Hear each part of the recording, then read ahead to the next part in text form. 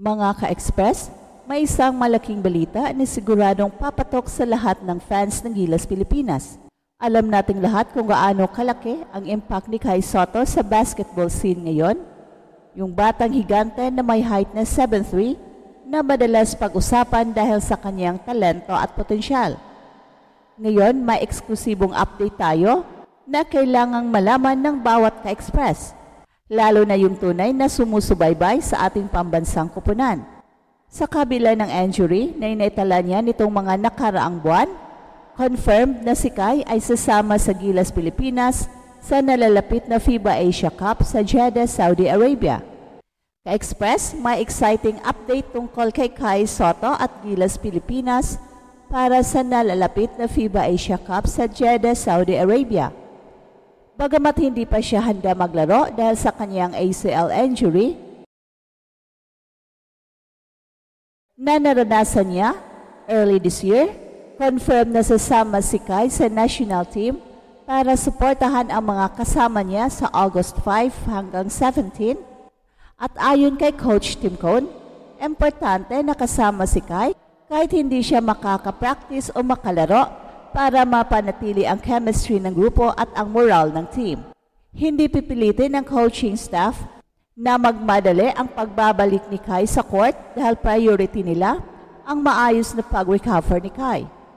Target ng team na makabalik siya sa laro sa bandang November o December, na swak naman sa schedule para sa FIBA World Cup qualifiers. Mahalaga para sa Gilas na hindi mapilitan si Kai dahil ang kalusugan niya ang number 1 priority para sa tagumpay ng kupunan sa long term. Kasama si Kai sa squad na lalaban sa Group D sa Asia Cup kung saan kalaban nila ang Chinese Taipei, New Zealand at Iraq. Sa kabila ng injury ni Kai, ang kanyang presensya ay malaking tulong para sa team chemistry at motivation. Pinapakita nito na ang laban ng Gilas ay hindi lang sa court, kundi pati na rin sa samahan at suporta ng bawat miyembro ng team, bagay na pinapahalagahan ni Coach Tim. Para sa mga ka-express, ang pagsama ni Kai sa Gilas, kahit na hindi siya makalaro, ay isang senyales ng commitment at pagkakaisa ng team. Hindi lang ito tungkol sa basketball skills, kundi pati na rin sa pagiging inspiration at suporta para sa kasama niya. Sa ganitong paraan, mas nagiging matatag ang Gilas sa harap ng matitinding laban na darating. Kaya habang papalapit ang FIBA Asia Cup, asahan natin na ang Gilas Pilipinas ay may buong puso at tamang disiplina sa paglalaro. Suportahan natin si Kai at ang buong kupunan sa kanilang laban para sa karangalan ng Pilipinas. Well, hindi man siya makakalaro dahil sa kanyang ACL injury na naranasan niya nitong January, hindi ito naging hadlang para maging bahagi siya ng team.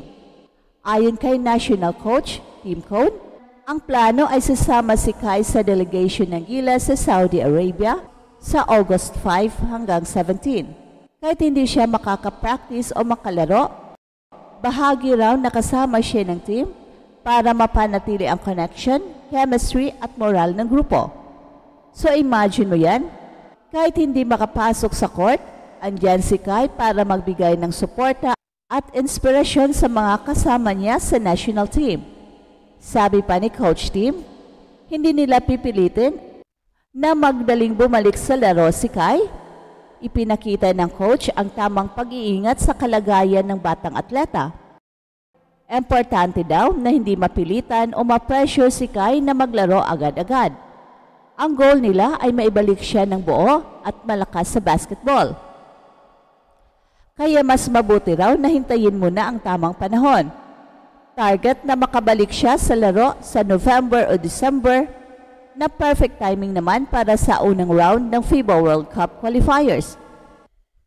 At bakit nga ba napaka-importante na sasama si Kai kahit na hindi siya makalaro?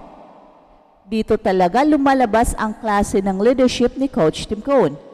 Alam niya na ang mga malalaking events tulad ng FIBA Asia Cup ay hindi lang tungkol sa mga players na nakakapaglaro, kundi pati na rin sa mga vibes, unity at positive energy na nagmumula sa bawat miyembro ng team. Si Kai bilang isang promising young player ay may malaking role sa pagbuo ng bonding sa team, hindi lang bilang player kundi bilang simbolo ng kinabukasan ng Gilas Pilipinas. Lalo na't matindi ang laban ng Gilas sa Group D kung saan kasama nila ang Chinese Taipei, New Zealand at Iraq. Ang schedule nila ay punong-puno. Unang laban kontra Chinese Taipei sa August 6, sumunod ay laban sa Tall Blacks o New Zealand sa August 8, tapos huling laban sa Iraq sa August 10. Kailangan ng bawat miyembro ng team, kahit na nasa bench lang ay magbigay ng suporta para maabot ang panalo sa bawat laro.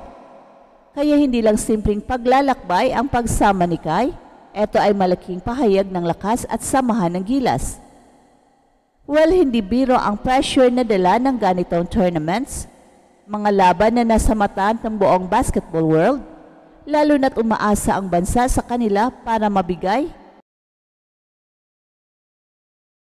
magbigay ng magandang performance sa international stage. Kaya kahit hindi 100% si Kai, ang kanyang presensya ay malaking boost para sa moral ng team. Nakikita natin na kahit sa mga ganitong pagkakataon, ang tunay na puso ng isang atleta ay hindi lang sa paglalaro kundi sa pagsuporta at pagiging bahagi ng team kahit ano pa man ang kalagayan. At para sa mga ka-express na nagtatanong kung bakit hindi na lang isabay ang pagbabalik ni Kai sa Gilas agad. At malinaw ang sagot ni Coach Tim. Hindi ito tungkol sa mabilis na comeback kundi sa maayos na pagbabalik.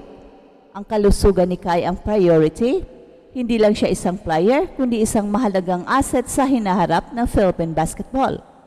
Kaya ang Gilas, sa tamang panahon lang ay ipapasok siya para siguradong makapag-perform siya ng buong husay at hindi maapektuhan pa ang kanyang pag-recover. Mga ka-express, malinaw na kahit hindi pa lubos na handa si Kai na maglaro dahil sa kanyang injury, ang kanyang pagsama sa Gilas Pilipinas para sa FIBA Asia Cup ay malaking bagay para sa koponan.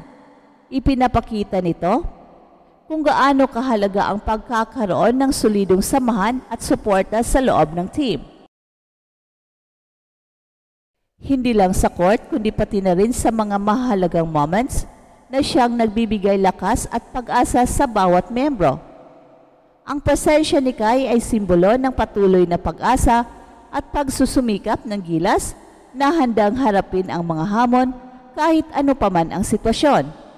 At eto ang Express Info kung saan bawat kwento ginulat ang mundo.